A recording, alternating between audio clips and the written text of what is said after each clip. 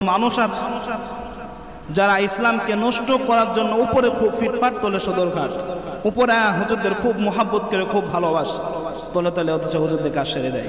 আছে কিনা এমন লোক? আছে কিনা একটু আওয়াজ দিয়ে বলেন। আজও বাংলার জমিনে এমন মানুষ আছে যারা হক কথা বলে তাদেরকে রাতের অন্ধকারে গুম করে দেওয়া হয়। আজও বাংলার জমিনে এমন আলেম ওলামা আছে যাদেরকে হক কথা বলার কারণে হাজার হাজার 3 বছরকে বছর কারাবৃদ্ধ করে রাখা হয়েছে। হক কথা বলার কারণে হাজার হাজার যুবককে রাতের অন্ধকারে গুম করে দেওয়া হয়েছে। হাজার হাজার ভালো মানুষকে রাতের অন্ধকারে মৃত্যুদণ্ড দেওয়া হয়েছে, কেউ জানেই না।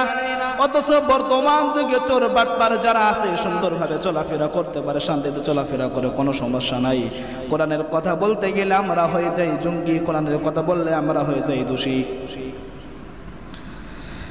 কোরআনের কথা বলবেন না, ইসলামী শাসন চেবেন না, আপনি খুব ভালো আছেন।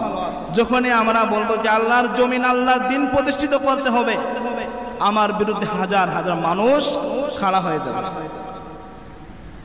কারণ বর্তমান সমাজ শাসন ব্যবস্থা আমরা এমন ভাবে করে নিয়েছি যে আমরা মুসলমান হয়েও ইসলামী শাসনতন্ত্র কায়েম করতে ভয় পাই।